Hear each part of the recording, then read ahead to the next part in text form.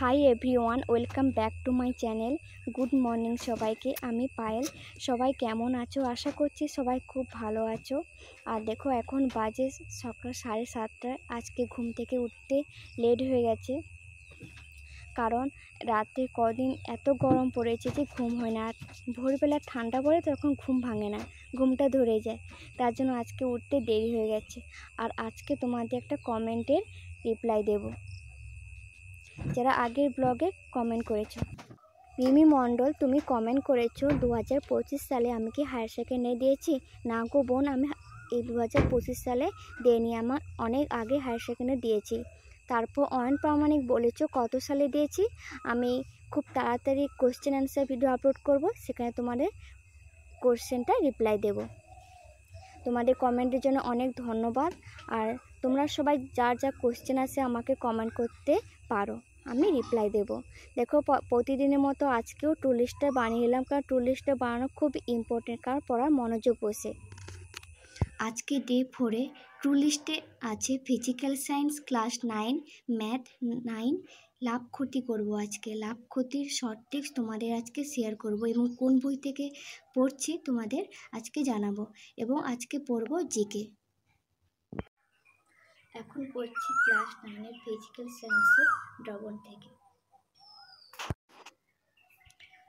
এই যে আমি ড্রবনটা পড়ছি, এটা ভট্টাচার্য গাদাস লেখকের বইটা পড়ছি।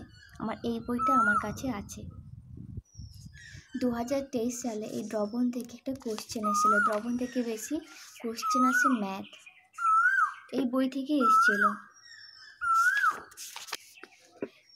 এই যে 40 ডিগ্রি সেলসিয়াস উষ্ণতায় একটি লবণের দ্রাব্যতা যদি 40 হয়, ওই উষ্ণতায় লবণটি 100 গ্রাম সম্পৃক্ত দ্রবণকে বাষ্পীভূত করলে কত পরিমাণ লবণ পাওয়া যায়? এই কোশ্চেনটা এটা উত্তর হবে 28.6 গ্রাম, কিন্তু আমি করে দিয়েছিলাম 40 গ্রাম। এটা আমার কোশ্চেনটা কিন্তু ভুল হয়ে গেছে অ্যান্সার। তোমরা চেষ্টা করবে দ্রবণে বেশি গণিতটাই, দ্রবণটা একটু থিওরি পড়ে বেশি জোর দেব ম্যাথগুলো করার।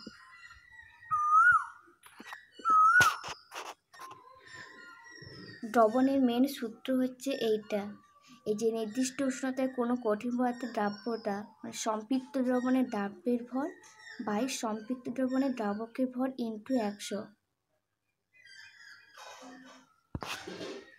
যেমন বুঝিয়ে দিচ্ছি তোমাদের, যে 40 ডিগ্রি সেলসিয়াস তাপমাত্রায় পটাশিয়াম নাইট্রেটের দ্রাব্যতা 60 বলতে বোঝায় 40 ডিগ্রি সেলসিয়াস তাপমাত্রায় 100 গ্রাম জলের সর্বাধিক 60 গ্রাম পটাশিয়াম নাইট্রেট দ্রবীভূত করলে একটি সম্পৃক্ত দ্রবণ তৈরি হবে। এখান থেকে এই সম্পৃক্ত দ্রবণের দ্রাব্যের ভর ধরলাম 60 বাই সম্পৃক্ত দ্রবণের দ্রাবকের ভর ইন্টু 100 বাই 100 ইন্টু 100। তোমাদের এই সূত্র থেকে আরেকটা কোশ্চেন ম্যাথ দেখাচ্ছি, দেখো।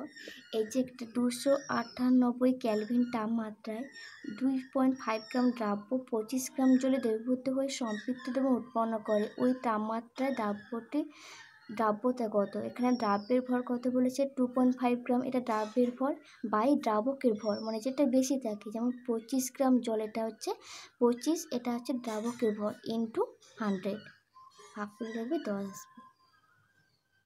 দ্রবণের সূত্র থেকে সহজ আসছে গণিতগুলো।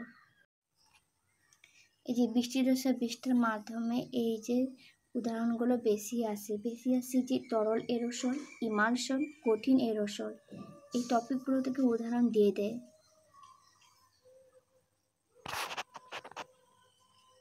আরও একটা টাইপের কোশ্চেন আসে, এই যে প্রকৃত দ্রবণের ব্যাস কত?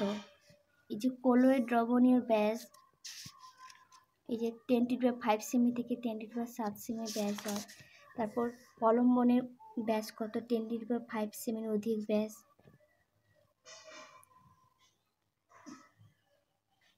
তবে এটাও বলতে পারি যে কোন লবণ জলে ক্রিস্টালাইটের আচরণ করে? যে সোডিয়াম ক্লোরাইড। তারপর সকালের ব্রেকফাস্টে খেলাম মশলা মুড়ি। এখন করব ক্লাস 9-এর এই যে প্রফিট অ্যান্ড লসের চ্যাপ্টার, এই টপিকটা আজকে করব। আজকে টার্গেট রেখেছি এই টপিকটা কষে রেখে 10.1 এবং 2 দুটো করার। তোমাদের একটা গণিত শেয়ার করছি যে 3 নম্বর দাগের কোশ্চেনটা বলেছে সুবীর কাকা 176 টাকা মূল্যে একটি ঘড়ি বিক্রি করেছেন। যদি ঘড়ি বিক্রি করে সুবীর কাকার 12% ক্ষতি হয়, তাহলে হিসাব করে দেখি কত টাকা ঘড়িটি কিনেছিলেন। এখানে কি বলেছে, বিক্রয় মূল্য কোনটা 176, আর এই বিক্রয় মূল্য করে তার ক্ষতি হয়েছে, বিক্রি করে ক্ষতি হয়েছে তার 12% ক্ষতি, মানে 100%-এর মধ্যে 12% ক্ষতি হয়েছে, মানে 88%। তাহলে হিসাব করে দেখি কত টাকা ঘটি কিনেছিলে, মানে কয় মূল্য চাইছে। এই যে বলছে যেটা চাইবে, এখানে চাইছে কি ক্রয় মূল্য, তাহলে ক্রয় মূল্যটা সবসময় 100, জানি আমরা ক্রয় মূল্য সবসময় 100ই হয়, তাহলে ক্রয় মূল্যটাকে আগে রাখতে হবে 100, আর যেটা ক্ষতি হয়েছে 12% ইন্টু বিক্রয় মূল্য করলে এটা হবে 200 টাকা। এখন আমরা এই 10.1 কোর্সে দেখি, চ্যাপ্টার থেকে পুরো গণিত করা হয়ে গেছে, 18টা অবধি করেছি, আর 3টা গণিত করিনি, কারণ এগুলো বড় আছে তাই জন্য করিনি। এই যে দেখুন, হাতে লেখা বুঝতে পারবে না, আমি শর্ট করে করেছি। এই যে 18টা অবধি ম্যাথ করেছি। তোমরা লাভ ক্ষতিটা প্র্যাকটিস করতে থাকো, কারণ এই টপিক থেকে প্রতি বছর কোশ্চেন আসে, একটা না একটা কোশ্চেন পাবে। তোমাদের একটা ম্যাথের শর্ট ট্রিক শেয়ার করব।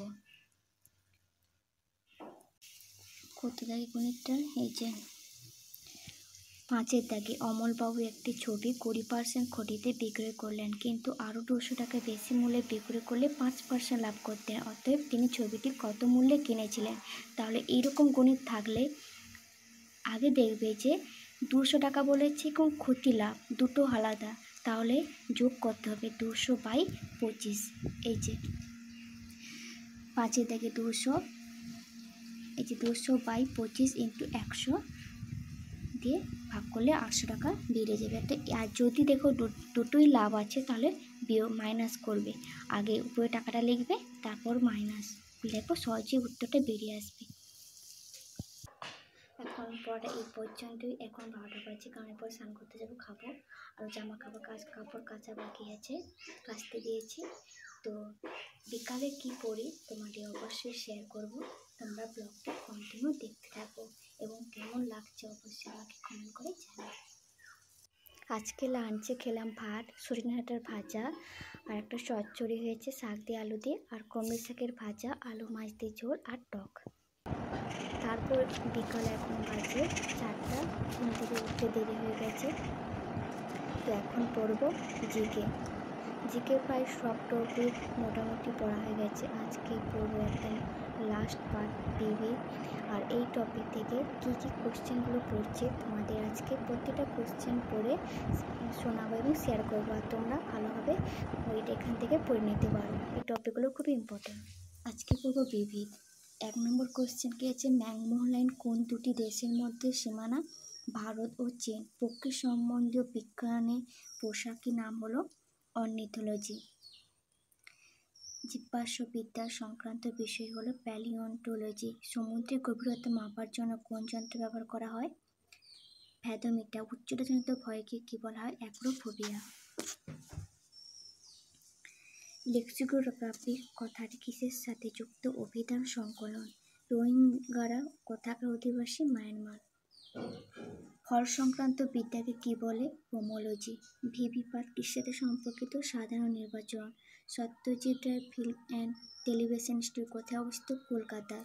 কে ম্যাগনিন আবিষ্কার করেছিলেন, বাইসাইকেল। 1998 সালে নিপা ভাইরাস প্রথম নজরে আসে মালয়েশিয়াতে। পতঙ্গ সংক্রান্ত বিদ্যাকে কি বলে, entomology. Touching the sky with glory Kartik garden কর্তৃপক্ষ, ইন্ডিয়ান এয়ারফোর্স। কোন শহরে উৎসবের সন্ধ্যায় পরিচিত, মাদুরাই। লতা মঙ্গেশকরের আসল নাম কি, হেমা। কি পোলারয়েড ইনস্ট্যান্ট ক্যামেরাটি ডিজাইন করেছেন, এডুইন ল্যান্ড। ঝাড়খণ্ডের রাজধানী কোথায়, রাঁচি। ডিজাস্টার ম্যানেজমেন্ট বিল বা অ্যাক্ট পাস হয় 2005 সালে। কে রাষ্ট্র শব্দটি প্রথম ব্যবহার করেন, ম্যাকিয়াভেলি। এই গান্ধী সাগর রাজধানী শহর হলো গুজরাট। পেনিসিলিন আবিষ্কার করেন কে? Alexander Fleming. কোন স্মৃতিস্তম্ভটি ভারতীয় জাতীয় স্মৃতিস্তম্ভের মসজিদ? Indian gate. নিম্নলিখিত কোথাকার সরকারি ভাষা কোঙ্কনি? দমনদ্বীপ। কোন প্রণালী অস্ট্রেলিয়া অসমানিকে পৃথক করেছে? বাস প্রণালী। নিচে কোনটি ভারতীয় অনলাইন একটি কোম্পানি? জাবঙ্গ। নিচে কোন গাণিতিক চিহ্নটি রেড ক্রস সোসাইটির লোগো? যোগ।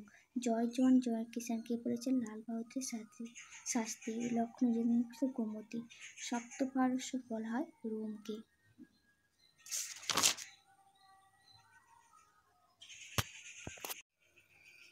জিব্রাল্টার প্রণালী যে নামে পরিচিত সেটা কোনটা হবে? হারকিউলিসের স্তম্ভ। ৪৯তম প্যারালাল পৃথক করেছেন মার্কিন যুক্তরাষ্ট্র, কানাডা। অ্যাড্রিয়াটিকের রানীর ডাকনাম কি? ভেনিস। ৩৪তম প্যারালাল পৃথক করেছে উত্তর ও দক্ষিণ কোরিয়া। গোলাপের শহর বোঝায় জয়পুরকে। ডক্টর জাকির হোসেন ভারতের কততম রাষ্ট্রপতি? তৃতীয়।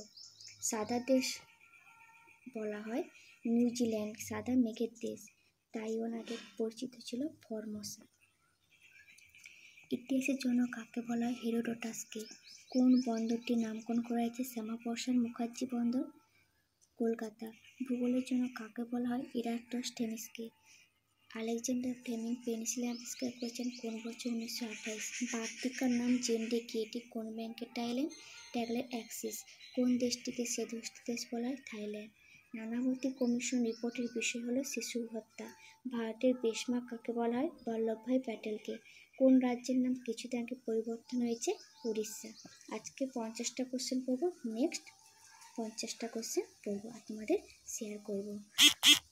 ভিডিওটি ভালো লাগলে লাইক কমেন্ট শেয়ার করো, আর যারা চ্যানেলটিকে সাবস্ক্রাইব করনি প্লিজ চ্যানেলটিকে সাবস্ক্রাইব করে দিও।